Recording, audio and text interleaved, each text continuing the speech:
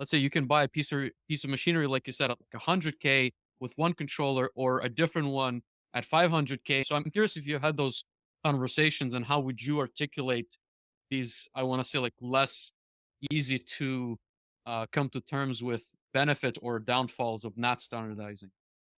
It does come up often.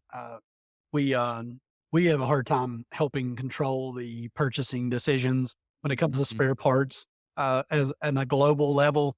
We have a handful of customers where we're that ingrained with, but on the front end, it's very difficult to have that conversation.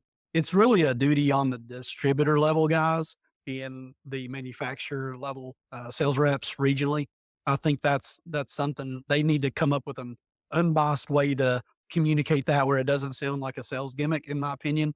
Um, Obviously, Siemens has a really good story. I think Matt put it up there where, like, obviously you can migrate the 1200 to the 1500 code seamlessly without a major undertaking and things like that.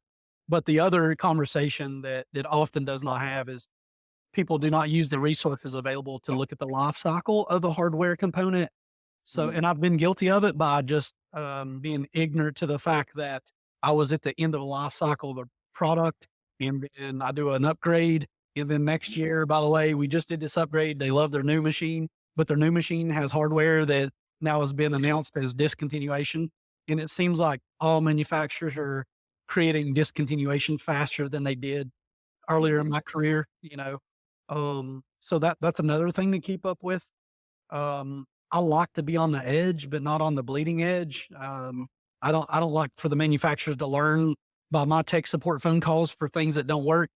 But at the same time, you can't be on the tail end life cycle of something, or you need to make a business decision around that, right? Yep. I have some customers that we're still providing S7300s day in, day out to. Mhm. Um, they have 600 systems out there.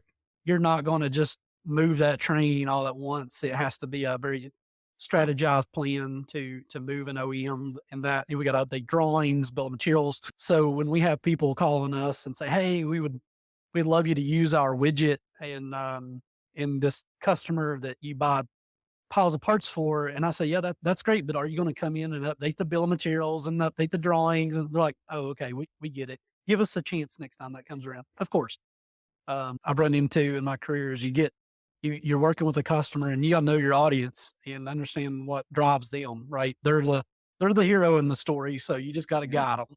But, you got the guy that's 5 years to retirement. It ain't broke. I don't want, don't fix it.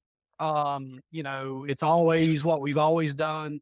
You're gonna get a different conversation than a younger person, I feel like. And that's just always the case about going with something new. So it's a change is easier, for younger folks. So, something to consider.